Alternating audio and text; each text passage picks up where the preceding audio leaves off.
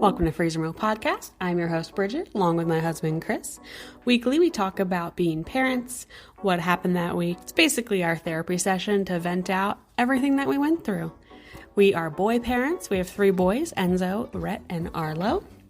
And if you'd like to get to know us a little bit better, you can check out our website, freezermilk.com, or follow us on Instagram at Freezer Milk Podcast. We also have YouTube and TikTok, Freezer Milk. Thanks so much for listening, and we hope you enjoy. Welcome back. We have a guest speaker. This is the part where I introduce myself? Yeah, it is. My name is Kirstin. This is so interesting because I feel like when I introduce myself, I'm on the phone. Yeah. And I'm not going to tell you guys where I work. No. not necessary. No. But you are my soon-to-be pseudo-sister-in-law.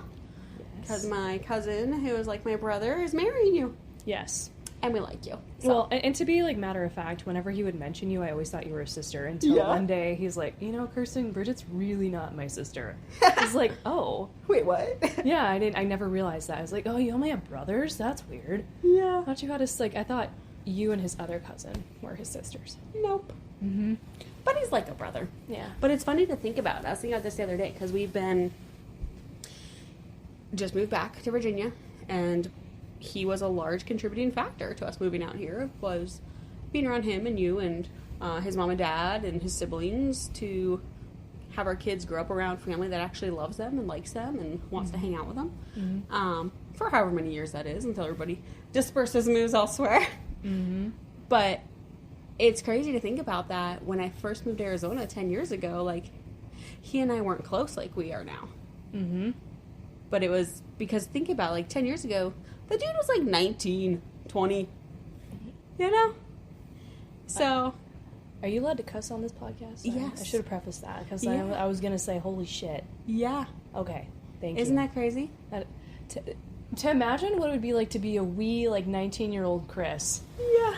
I mean, I don't know if I would have liked him back then. To be matter He of was fact. figuring out himself. Just we all were when you're 19 and hormonal. Exactly.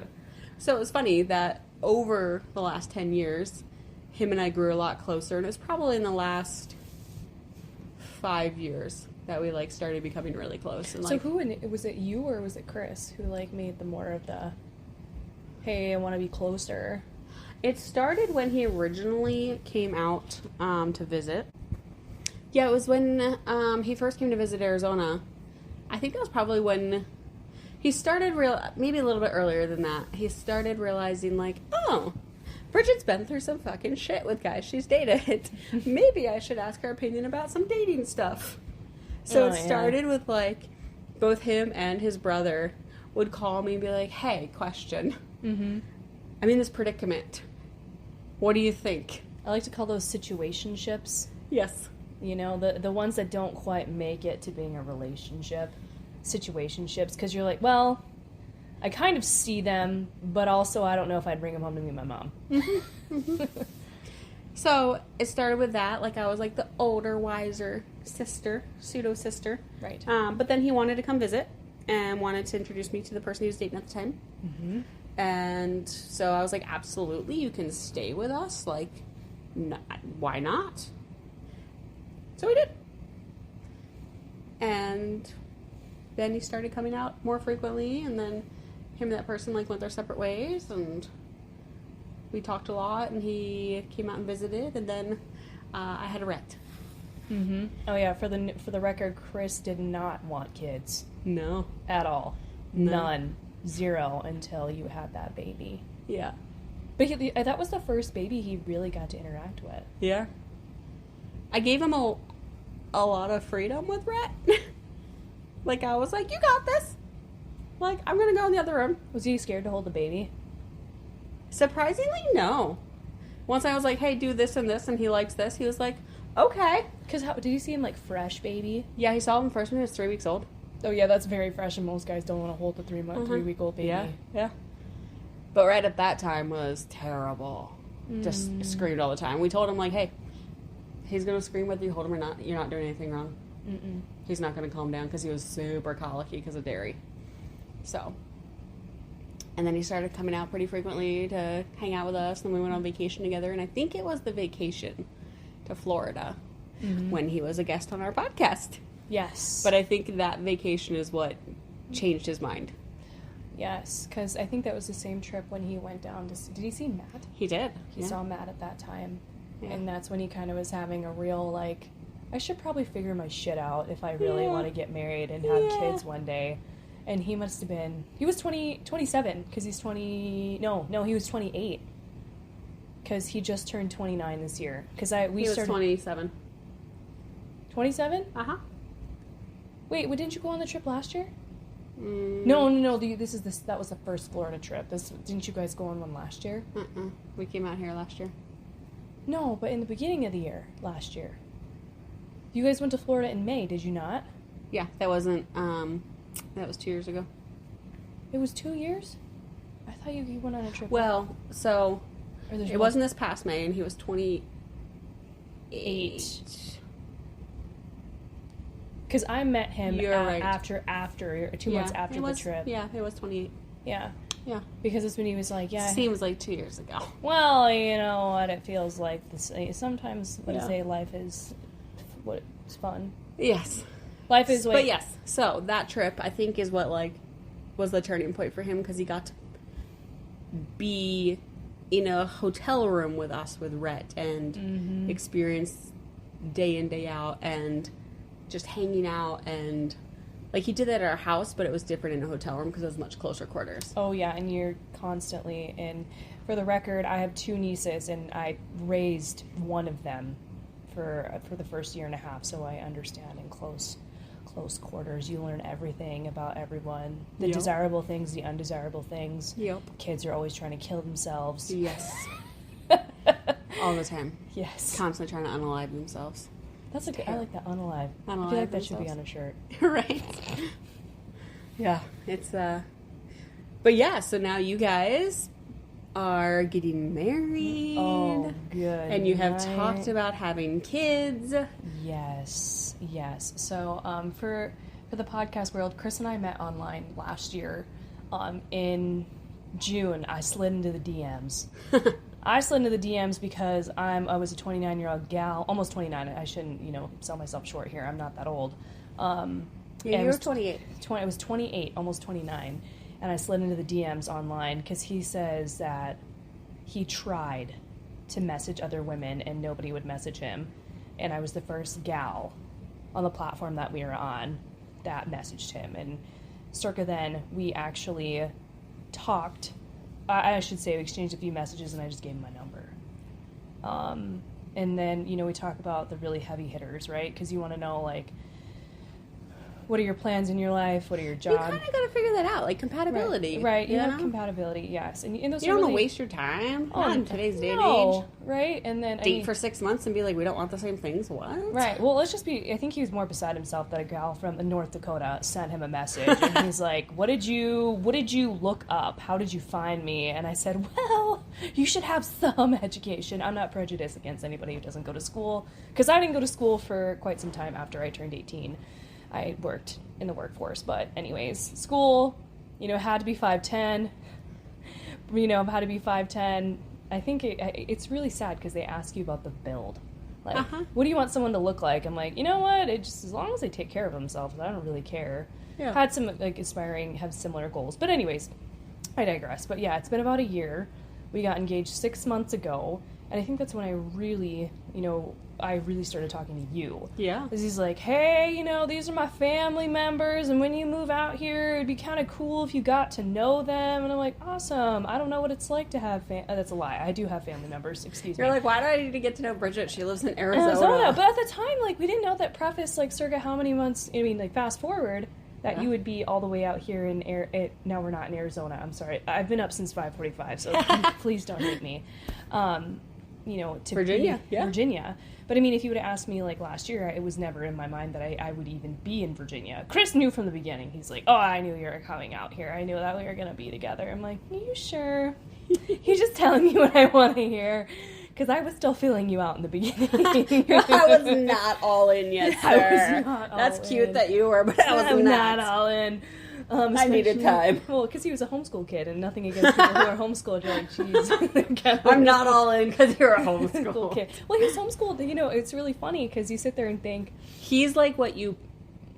Like, his homeschooling is what you imagine the like, horror story of homeschooling. Apps at 110%. There are great homeschoolers out there, great homeschool programs, parents, everything. Yes. He was the textbook of like, oh, you're a homeschooled, like in a cave in the basement. Oh, yes, and it was a game with the one window that's, what do they call it, the fire exit window? Yeah. Yeah, and you're like, oh my gosh, like, could you imagine just sitting in the chair there like, and it was desks. Is that you? They had, like, desks. Yes. Yeah. Yeah, they had 3 desks, but the part with... And they were, like, the wood sidearm ones. Oh, yeah. You don't see those anymore. But he back then, like, you know, his mom did the best that she could. And they didn't really have a whole lot of, what you call it, like, resources to assist with that. So he'll tell you that he had to take remedial math and English because he just... Wasn't at his level. And that's okay. I mean, everyone's different. But to bring it back, like, I thought he was going to be weird. I'm like, does he even know what sex is? Does he even know? Has he lived life yet? Does he know what the anatomy is of his body? And I mean, circa... I can imagine, like, you meet someone online, and I dated online, and it was a shit show. Terrible experiences. Not great. No. The funny, terrible ones that you'd expect from online dating. Absolutely. But I could imagine, like, meeting someone and being like, okay, they are telling me they're religious and they're homeschooled. Like, how deep does this go?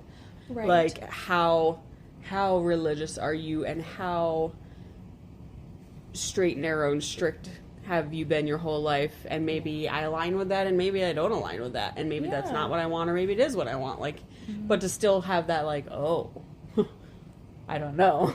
Well, right, and to say for the podcast world, we met on Catholic Match. It's not my favorite thing to tell people. I mean, they're not getting my money because I'm not... Catholic Match, this is not for you. This is for us only. But you try the different dating platforms. Like they say as you get older, you got to try Match.com. Nothing against anybody who's met anybody on Match.com, but every time I was on, at the time I was on there was a brief 3-day period. I paid $130 for 3 months, and I deleted that because I had randos trying to call my phone through this app and trying to ask for like inappropriate things, and I said, click done. Just because you pay $130 does not mean that people can't be weird, because they are weird. Yeah. But then my best friend at the time was like, why don't you just try Catholic Match again? I was like, oh, there's the homeschool weirdos on there. I don't want and now you're married. I'm marrying one. But he's not a weirdo. He's not a weirdo. Chris has like lived his life, and he's been out of the U.S. plenty of times. And when you sit down, he's cultured. He's very cultured. Very cultured. And for a person like minus having not seen Jumanji. Oh yeah, who has not seen Jumanji? What? But this kid has never seen any Disney movie. I don't know. He, like you said, he was in the basement with that one window. Yeah. And the wooden desks. They didn't really. It's okay. It's okay. But musicals are great. We love them. That's what he's into.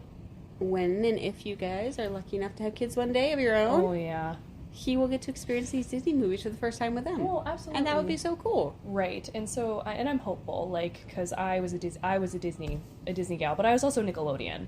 Nickelodeon, Cartoon Network. I probably watched way too much TV, but I also grew up in the 90s and early 2000s, and the TV was the thing besides the World Wide Web. But Chris and I have had plenty of conversations about children, about, views on the world and where we both stand. And that's very important, and I feel like not many people have that. I still think you can have opposing views and be in a relationship, and you can still be with each other. Like my Curry. We have different political views. Really? Yeah. Okay, but how did you guys meet? I know you kind of told me, but I also don't remember. So, this lady I worked with, we'll call her Kay. Mm-hmm. She was married to a guy, Jay, and Chris were best friends from the time they were 14. Mm-hmm. And so, she, I guess, showed him a picture of me at one point, and he was like, oh... That is exactly what I want. Tattoos, curves, love it all. Body like a back road. Let's go, girl. And so she was like, oh, I'll invite her over for a barbecue, because they have barbecues all the time. And Cree was at their house, like, 24/7. All the time. Because, I mean, he'd grown up with them. Like, he took their kids to and from daycare. He would go grocery shopping for them. Like, this guy Jay was the first person he had rented an apartment with and owned, like, a house with, and, like, best friends. Right. And so I was at a barbecue a couple of different times, and he eventually got the courage to ask me on a date when he found out I was single. But when I first started going to barbecues, I wasn't single. And he, like, won me over, and I remember to this day, the guy I was dating, I had not introduced him yet to Enzo, and Enzo was, like, 2. I hadn't introduced him yet to Enzo because I had a 6-month rule. Like, you don't meet my kid until we've been dating for at least 6 months. Right, because you want it to be real. And or serious, I mean. I want to be serious, and I wanted to just parade guys through Enzo's life because he was 2. Yeah. And Cree, they had, like, a playground in the backyard, and Cree's over there, like, helicopter parent, watching Enzo go up the, like, little ladder, his hands up to try to catch him so he doesn't fall, and, like, walking around the little playground, and, like, just being, like, the perfect dad. Just a dude. You didn't even really know him then. I know him. Like, just being, like, the perfect little dad, though, like, making sure my kid was safe. Right. And I was, like, and Cree has, like, these, like, piercing blue eyes. And so between, like, watching Enzo and the piercing blue eyes, like, I called my Brazilian best friend that night, and I was like, oh, my God. If I was single, this man would be on my speed dial. Fast forward 6 months. Because back in the day, you know, people used speed dial. You know, just dated myself. But, like, fast forward 6 months, I was single, and he had the courage to ask me out on a date. Hot diggity dog. And I had sworn off dating. And I was like, yeah, fuck it, we'll just go to dinner. It's a free dinner, whatever. See, that's what I'm telling girls. Free meals.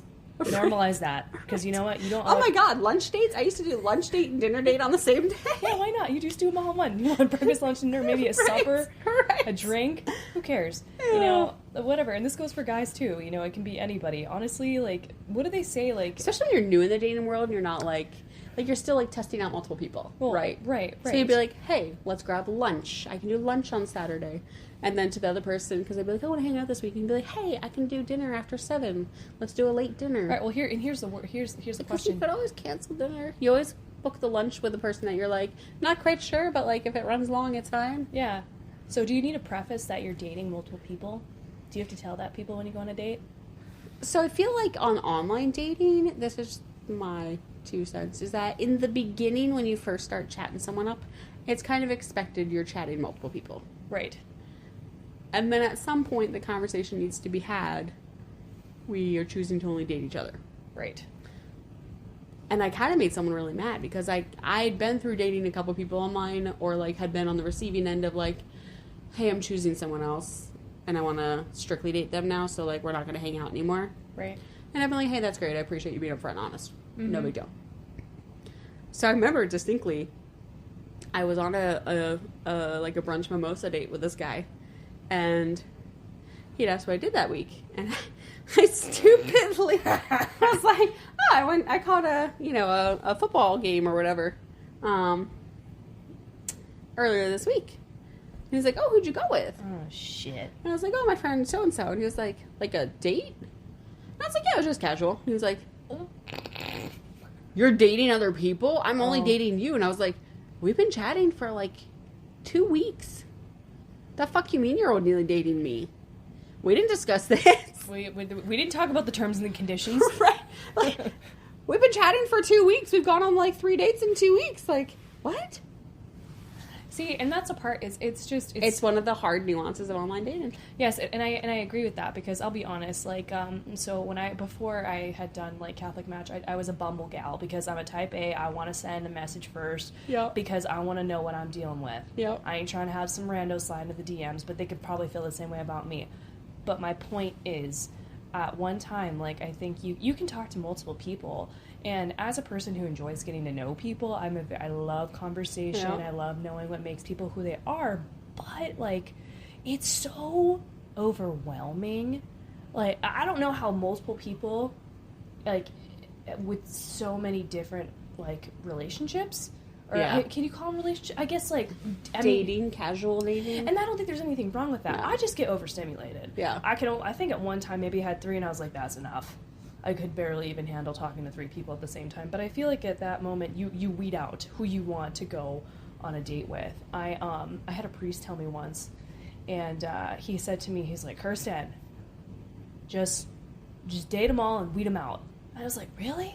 I don't know about that. And he's like, seriously? He's like, how else are you going to figure out what you like and what you don't like? Yeah. I'm like, You know what my question used to be? What?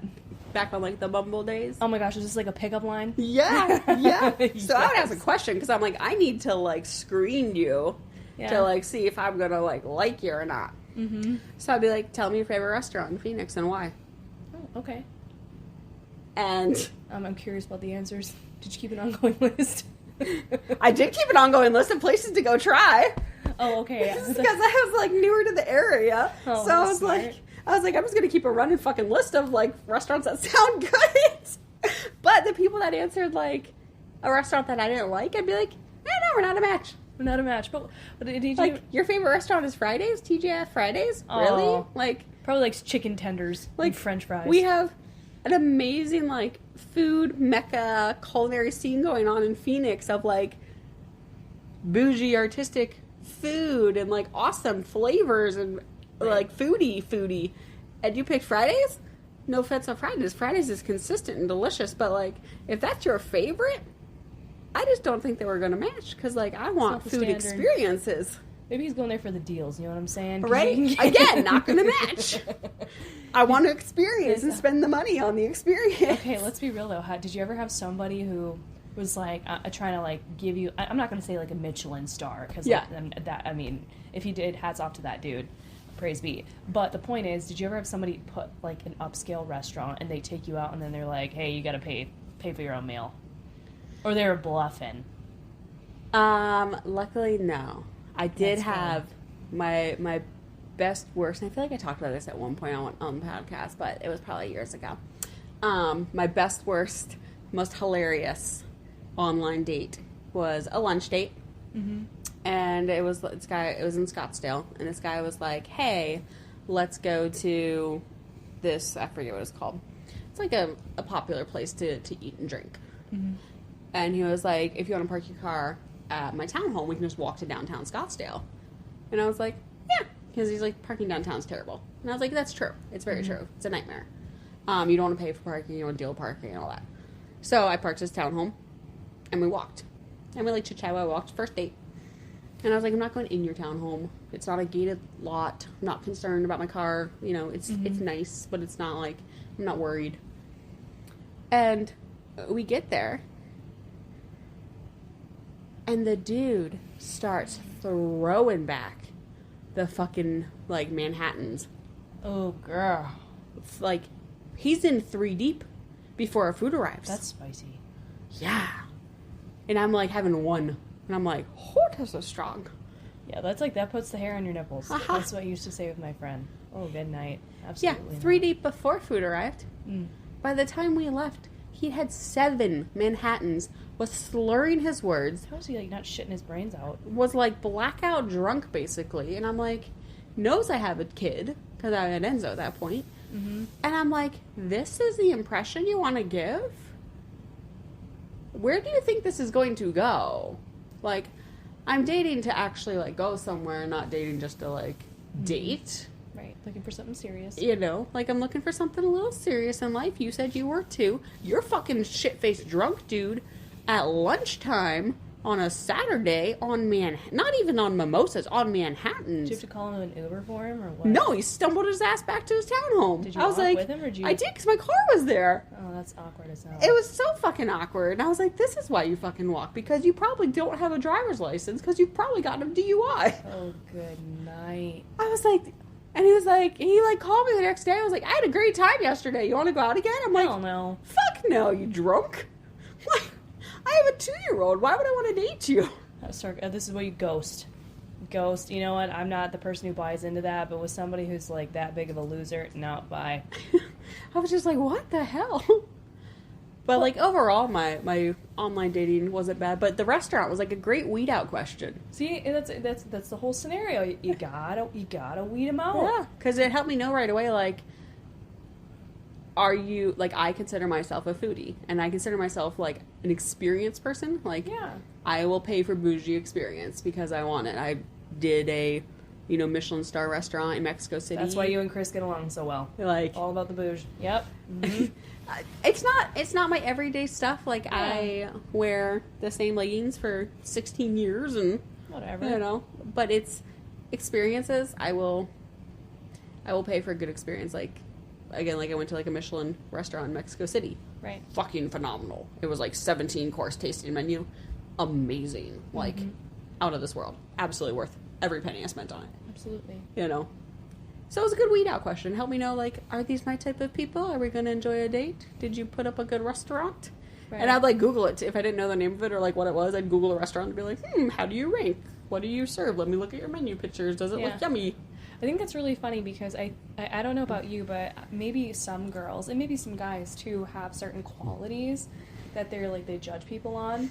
And don't come at us for judging people because everybody does. I'm just going to preface that. So I'm a huge shoe person.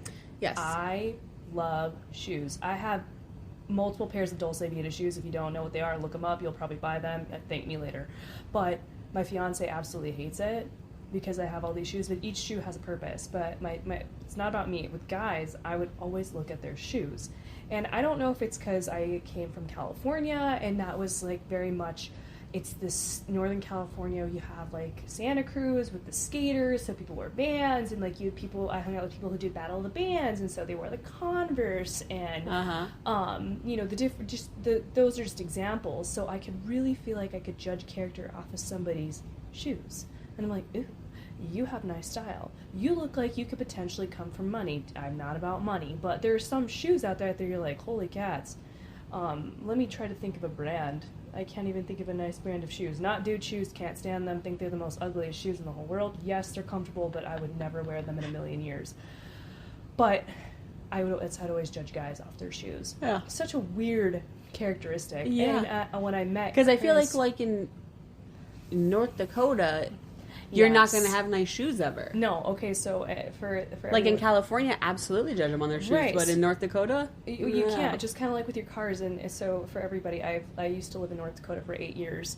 And because my family had moved out there and I moved there to be closer. So out there, you got your hardworking Norwegian, German, staunch Germans that live there. Hardworking, blue collar. The coal mine is up there. People do... I'm trying to think, the coal mine, and then there's farmers, so agriculture is big, ranchers. So what are they wearing? Boots. Yep. You know what? I can tell what kind of person you are by the boots you wear, because there's cheap boots, and then there's like, holy shit, those are expensive because there's ostrich on them. But those are strictly for dating boots. Those are dancing. Yes. Dancing boots, and I'm pretty sure you know that being in Arizona. And so people I learned what sorels were. Have you ever heard of what sorels are? No. Okay, those are like the bougie of bougie snow boots. But not only do they make their snow boots, I don't know if they were the original with the boots with the fur, but those are the best that you would wear when it's like sub-negative 50 degrees outside to keep your feet warm. Oh no, fuck that. When I lived on the farm, I had them because when I had 200 chickens and I had to take care of them in the winter, I needed something to keep my feet warm when I was trucking 2 5-gallon buckets out to the coop. But you have those, and then there's they make really stylish ones though that are wedges, and they have a nice little platform, but they're also anti-slip, so they're still stylish and cute, but you won't fall on your face. I know, how's that functional? So you judge shoes, I judge restaurants, it's fine. Yeah, exactly. But I mean, everyone's their own. But I mean, I've gotten way better because when Chris came off the plane and he was wearing some Miro-looking things, I was like, what the hell is this dad doing? I'm like, where are the kids at? You got kids that you're not telling me about? Because I did have a guy not tell me about his kid who I'd been dating for a few months, and I figured out because I snooped on the internet. Yeah. Yeah. I dated a guy for 6 months. See? Why? Found out he didn't have a kid, but he had a whole girlfriend. Okay, that's weird. Uh-huh. But because of my schedule with Enzo, there was only specific days he would see me every week. Weird. Okay. And I'm like, I get that from my standpoint, like days I didn't see you. And he always talked to me. He was never like late to respond on his phone or anything. Right. But eventually snooped through like a friend of a friend who like we went on a camping trip with his roommate and his roommate's girlfriend, and she and I became Instagram friends. And then I saw pictures of her and him and this other girl, and I was like, what the fuck is this? So then I started deep diving. And then I went to that girl's profile, and she's stupid. Who has their profile public anymore? Well, you know. Meant to find out. Mm-hmm. She had pictures of him and her, like, kissing from, like, 2 weeks prior. Holy shit. And I've been dating this dude for 6 months. What the fuck? And I was like, what? So I, like, didn't know what to do and all that. And I eventually messaged her and, like, told her who I was and sent her screenshots of him in my text. And I was like, she was younger than me, but I'm like, how dumb? Like, I'm dumb because I didn't realize you were dating someone else apparently, and I was the other woman. But like, how dumb was she? Like, you don't have a kid, and yet your boyfriend could not see you consistently on the same days every week. You didn't question that, right? What was he saying? Like, he was at, like, I don't know, card club? No, guys don't make. I mean, when I say cards, I mean like playing cards. Yeah. Do people do that? Maybe that's a Midwest thing. That's a Midwest thing. But the point is why wouldn't you draw the conclusion? Right. But the part that's really interesting is the friend, the mutual friend, who didn't think that you would put 2 and 2 together with the pictures. So I ended up asking his roommate's girlfriend. I was like, what the fuck? I would have done the same thing. And she was like, I honestly thought like he was casually dating both of you, or like y'all knew, and there's some weird open thing going on. Because she was like, you were hanging out for quite a while, but so was this other girl consistently at the same time. Like, he saw you on Tuesdays, Dude, and he saw her on Wednesdays. And damn, I'm sorry. I was like, what? I love how she knew the schedule. She was the only person, whoever she was. I mean, maybe call me old-fashioned, but at the same time, I'd be like, there's got to be something that just doesn't feel right. Being that girl who knew. Yes. Yeah. And like to want to say, I'm sorry, everybody. I have morbid curiosity. I gotta know things. Okay. Like, I have to know what's going on, and I shouldn't say that I blast my opinion out there because I'm not that kind of person, but I ask a lot of clarifying questions. And with that being said, I don't think I would have been able to hold it together, but maybe, I don't know, is that my moral code? Is that messed up? No, it's not messed up. No.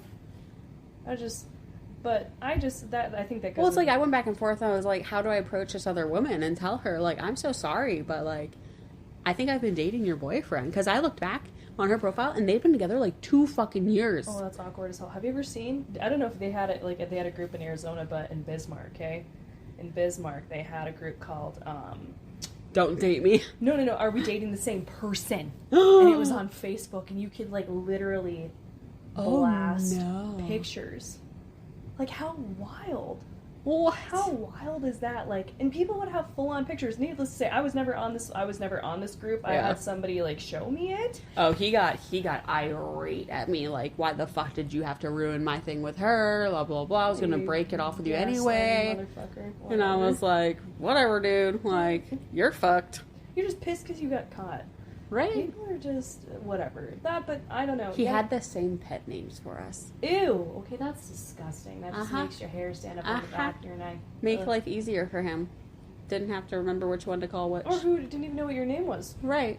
Didn't want to say the wrong name, so just called us a nickname. Diggity dog. Absolutely not. He was, like, psycho. Like, looking back at it, he was when I was like, I'm done. I swore off dating. Mm-hmm. I was like, I'm not getting in a relationship. And then, like, I went on a couple casual dates with some people, and then Cree asked me out, and I was like, that's fine, I'm just casually dating, like, I'm not, I just got fucking, like, railed, yes, literally. like, had no idea. But to even bring it back, though, to that... He went on vacation with, like, some friends of mine, and me and my friends didn't know either. Oh, God, that's awkward. But, you know, during those times, you think about they suck, right? They completely suck. You're like, what did I do to deserve this? And why the hell do I still put myself through this? Why do I still allow myself to keep dating? And because at the end of the day, you have to, like, pull yourself out of this hole and realize that you're worth more. I always tell people that you are always the love that you you accept the love that you think you deserve. I can't remember where I heard that. I was really young, and it always resonated with me. Mm-hmm. And it's kind of interesting. I like going through my own dating history in my head. Being like, I didn't love myself very much during that time period. No, and like as with ADHD brain, right? You're always out to lunch thinking about other things that aren't relevant in the moment of what you should be doing. So back then, I pondered, like, holy cats, I dated, so many different people, different types of people, different interests, like vastly different people. And then I think about how it all came to Chris. Like, holy shit, you had to go through so much to get to where you are now. Mm-hmm. And I told Chris, I was like, you know what, if I knew at the end of the day that it was going to be you, I would go through it all again. Yeah. And some people can't say that, because suffering sucks. It's not fun, it's not beautiful, it's ugly, but at the end of the day, there's so much growth. And look at now, you got like 2 kids. I know, 2 additional children. 2 additional children. An amazing man, and you never would have known. It's so crazy. Yeah, holy shit. And that's the part that makes you happy at the end. I always I also like to go down the rabbit trail of my life. Yes. It's our ADD neurodivergence of us. Yeah. So we're like, ooh, look at all the sparkles of our life. But I always go back to, I'm like, if I had not had bad relationships in Baltimore, I never would have said, fuck it. Mm-hmm. When work was like, I don't want to move to Arizona. Mm-hmm. I never would have said, fuck it, I'll go. And move 6 weeks later, not knowing a single soul in Arizona. Right. And that 10 years in Arizona gave me my 3 boys, some horrible relationships, and the love of my life. And see, and then it gives you like so much things to look, like all those things that you got, and it's like beautiful gifts. And now you get to embrace them, and you get to be out in a place with your own family. The next chapter, yeah. The next chapter of your life. And I'm so excited for it. Like, I know we're here and we're doing it, and it's already been amazing. It's already been a month. I know. Isn't that wild? Yeah. Month for you? I think it's almost 4 months for me. I can't really remember. Yeah, it'll be, a month and like a couple of days for me. Yeah. Yeah. That's crazy. And I think the part that's so wild to even think about that too is whenever Chris and I and you were all talking about, my 8-year plan is for us to like move out there. And you're like, hey, guess what? Putting this bitch on the market for X amount of dollars. And you're like, wow. I said, Chris, all it took you was getting engaged to see how important life really was. Right. And he's like, no, they were going to move here regardless without you. And I was like, but I'm a pretty great addition. Everything we talked about it a couple episodes ago. Mm-hmm. Virginia was never on our radar, ever. Like, I had zero intention of moving back home to Maryland, and I didn't. I moved to Virginia, because I didn't want to move back home. But I had no intention of moving to this area. Like, I've lived my life here. Mm-hmm. And we really want to move to the beach, and we want to move probably to Florida or somewhere like that. And then we had Arlo. And then we felt the isolation of not being around family. Not having a village. Not having a village. Not having a village, but not having... Like, Rhett's birthday was... No one, really? Immediate family, just you guys. Mm-hmm. Christmas, we had our nanny. Because we love her and miss her dearly. But we had our nanny come to Christmas because she was the closest thing to, like, a loving grandparent we had out there. Mm-hmm. But that was it. And, like, we didn't make Christmas dinner. We didn't make Thanksgiving dinner. Like, why would we? It's just me and, Cree and Enzo. Mm-hmm. Rhett wasn't eating and Arlo was a newborn. Right. Or wasn't born yet. Mm-hmm. So... It was really when Arlo was born that, like, man,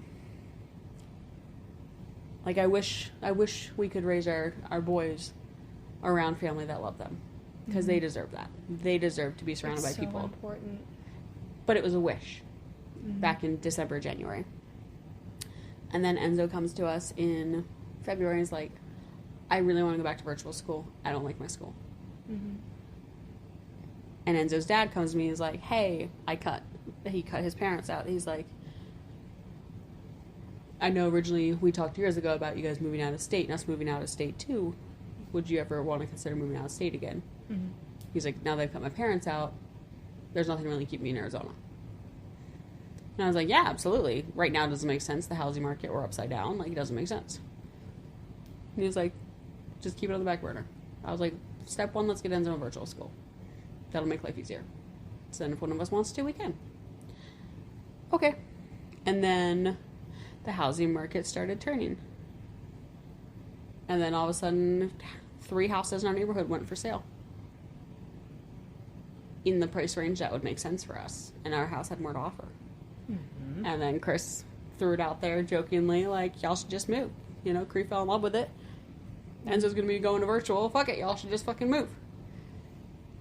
And Cree and I had already been toying with the idea of, like, should we list the house? Because we'd always said if it was above a certain price point, we'd list. Right. And there, you know, were things that we didn't love about the area. Like, we loved the house. We didn't love the area. We weren't sold on it. It was a lot for us, you know. There's other... Because you guys had to commute, right? No, we work from home. Oh, no. Commute, like, in the sense, like, if you had to go to town. Yes. But we also were, you know, Cree launched a land business at the time. And we were like, we want to be able to focus on that more versus focus on our house and our pool payment and our utilities of our large house and all the different expenses tied to the large house, because we can afford to do that, but we can't necessarily afford to do that and afford to throw as much as we want into the land business. Right. And that is a greater priority to us. So we talked about, like, maybe we'll sell so that we can throw more money towards that. And so then we're like, you know what? Let's talk to a realtor. Fuck it. Because I was like, I'm not doing the sale. Like, I'm postpartum. I'm not doing this myself. And so all of a sudden, like, middle of May, we talked to a realtor. And once Cree and I make up our mind on something, like, we are super quick to act on it. Like, we don't fuck around. Mm-hmm. So we met with a realtor. We're like, let's go market in 10 days. And if it sells above this price point, we move cross country. And if it doesn't, we don't. And holy shit, you did it in a month. Yep. All of it. Yep. Because the house went on the market, like, 27th of May. That's so crazy to think about it, because I had just been out here for maybe a shy of 10 or 12 days. Mm-hmm. It's completely... I just remember when Chris came to me and I was like, no way. You think they're going to be able to swing something like that? He said, you know, if there's a will, there's a way. Bridget's really fucking stubborn, so's Cree. Yeah, but I mean, and that's just, yet again, it came down to what's truly important to you. Uh-huh, yeah. I mean, yeah, Arizona's, like, glorious, it's beautiful, it's warm, you know, that's what people like, right? They like being in the climates where it's a lot warmer, you know, and then there's not as convenience as, like, out here. I have yet to see it. North Dakota, I'm used to the land of snow and ice. Yes. But in the wintertime they have, what is it? The rain. It's the... Freezing rain. Freezing rain, thank you. Mm-hmm. And there's ice, which is different. That is, like, something that you have to accommodate for. Like, hey, just like me, I had staying here because we were supposed to be getting, like, 80-mile-an-hour winds, and now the sun is outside when it poured for, like, maybe an hour. Yeah. And the world, it got confuzzled. Whatever, it's fine. I don't care. I don't mind staying. But it's besides the point. The point is like, you sign up for different conveniences. Yes. And that's one of the things, you know, about North Dakota that I had to work with, was the fact that it is cold 9 months out of the year.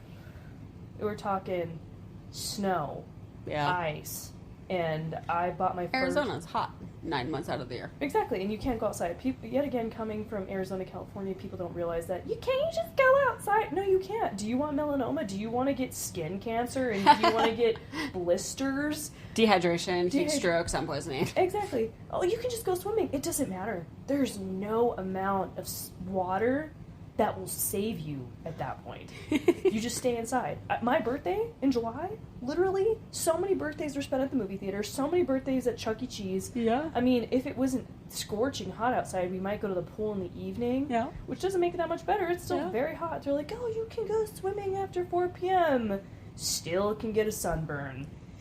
Still very capable. But it's just about what's important to you. And that's one of the main reasons why Chris and I decided for me to move here. Yeah. I mean, the big one was, like, because of his job. Like, It made sense. If he wanted to work in North Dakota, it was in places that I didn't want to live. It was even colder than where we were at. And then like, we have my sister, and she's great, and I love her family, and I have friends that have become family. But in my head, I was thinking I don't want to take away that experience from his parents and other family members that are out here, and thankfully, like you guys as well, that when we have kids, they deserve to know them. Yeah.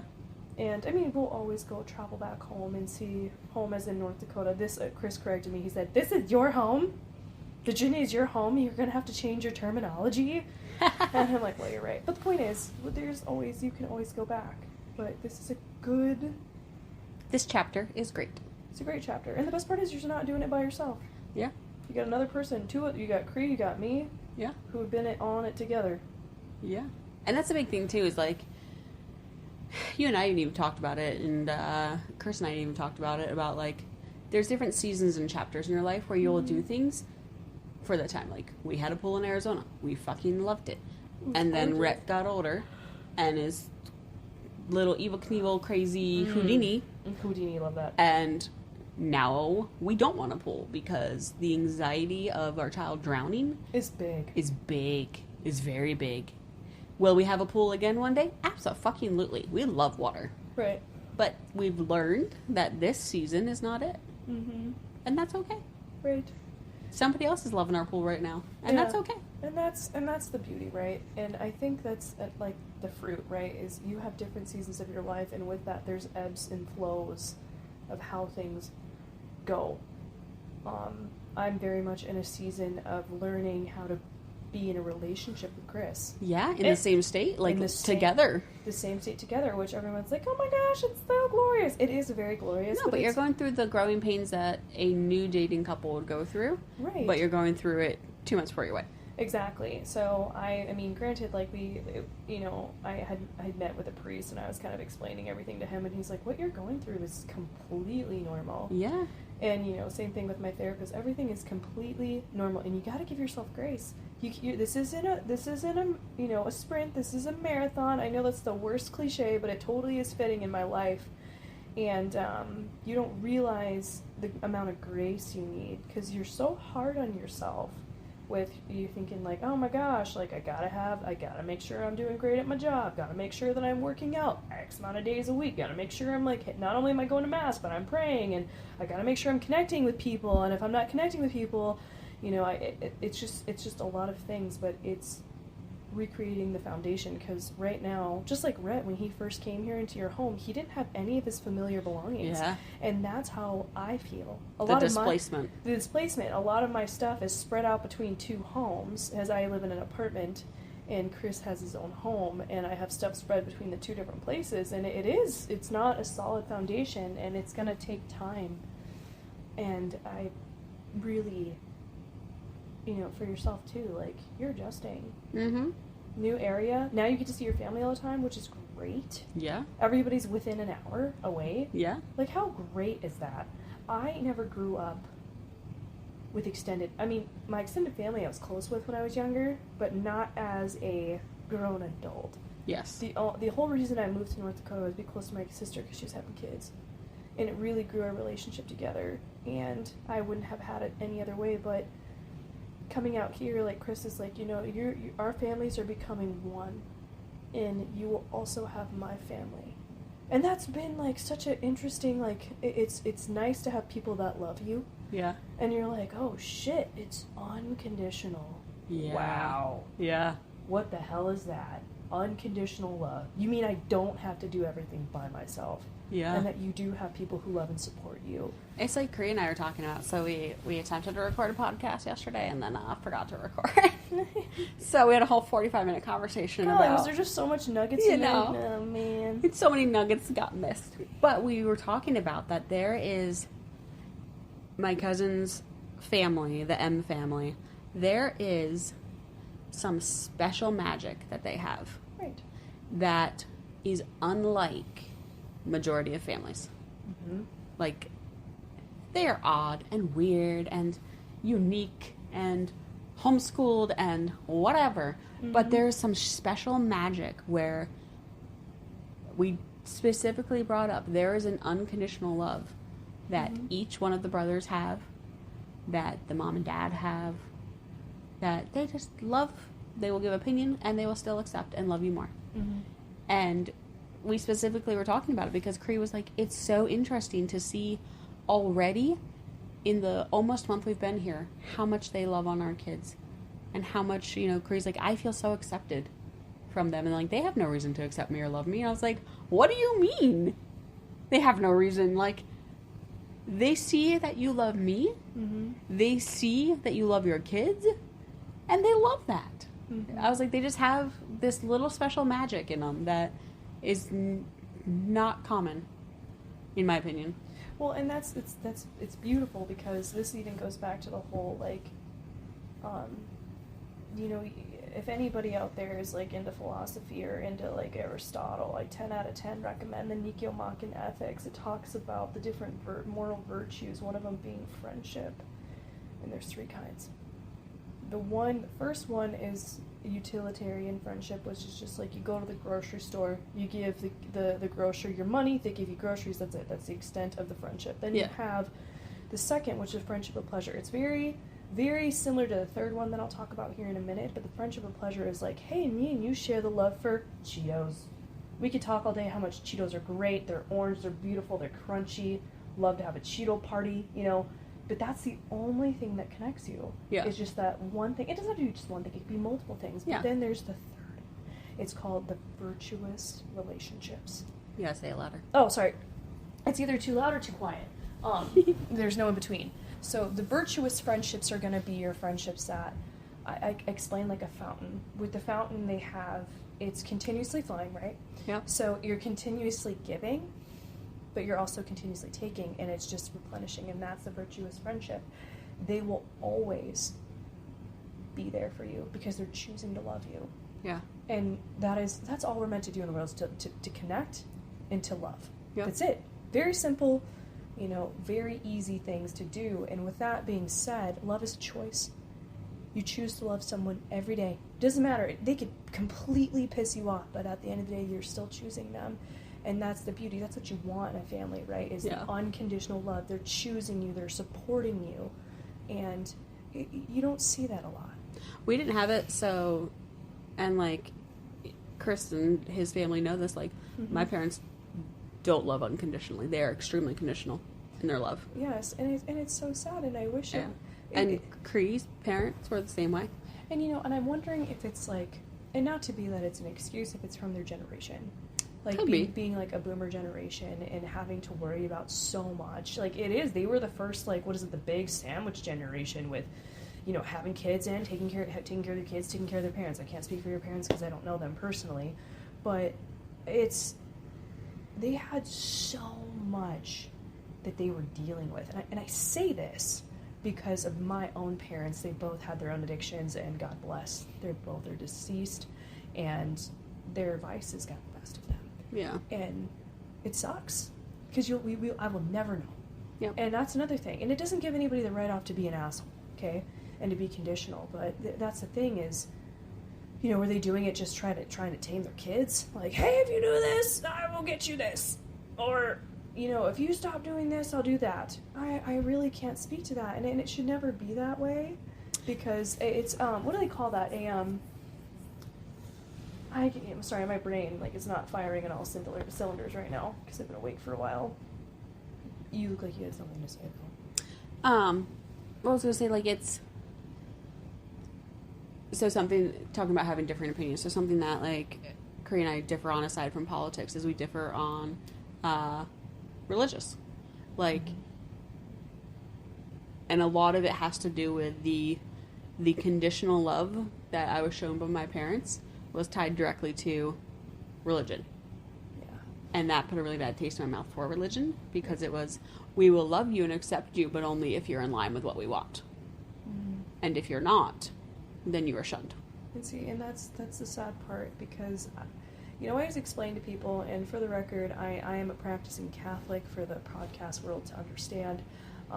I was cradle Catholic. My mom, that means basically my mom raised me, ate, breathed, slept at Catholic church. Yeah. And then when I was in my young teenhood, I fell away and did my own thing, which very happy that I did because I learned a lot about life, and then my experiences brought me back to the church on my own.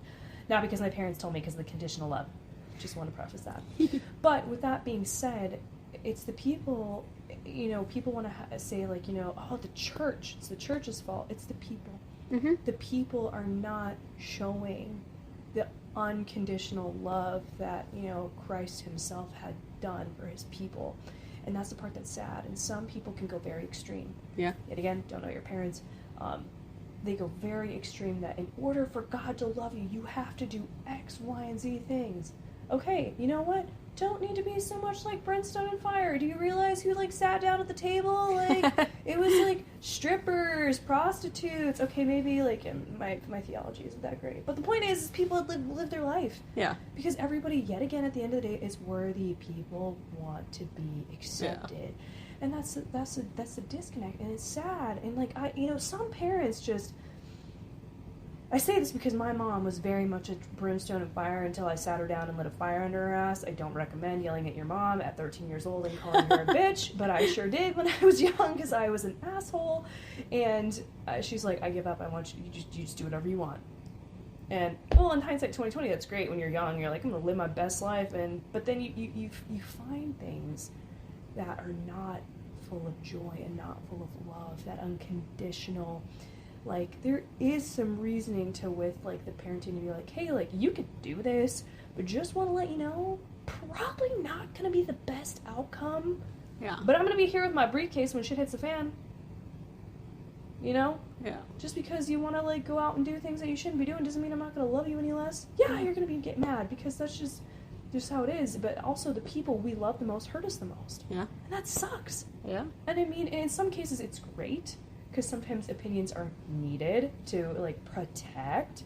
But at the same time, like, you can't protect people from living your life. Yeah. People are... It's what I love about the M family is, like, that magic is... Yes. Everybody has opinions. Right.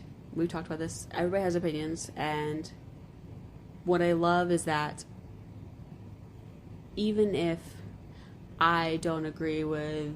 as Kirsten's grown up decisions he's made. Absolutely. I've said it's not my place. Mm-hmm. I am going to love you no matter what. Right. I don't need to tell you, don't do that. You will learn that life lesson on your own. Absolutely. And life lessons learned are good lessons. Yes. Me telling you is not going to give you the lesson. That's like, I think that would solve half the problems. You got to meet, first of all, you got to meet people where they're at. Yeah. People don't want to meet people where they're at because they want to meet them where they're at. Yeah. That's a big fuck you. You don't give a shit about the person sitting in front of you.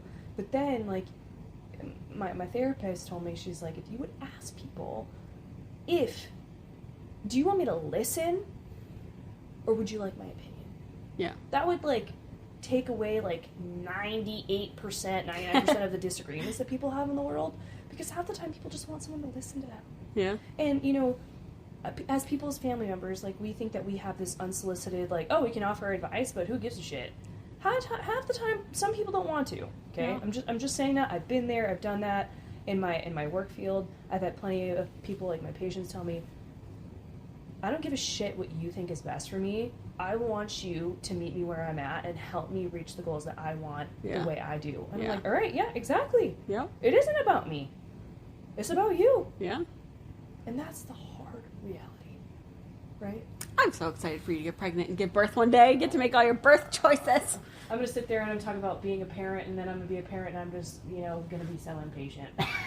Because, like, birth is all about meeting you where you want to be. Right. Trying to get to your goal when everyone has opinions, myself included. And you'll have to be like, Bridget, shut up with your opinions. But let's be real. I'm going to be the same way when I'm a parent, because, shit's going to change through the years. Yeah. And you're like, I think I know what's best. Girl, you don't.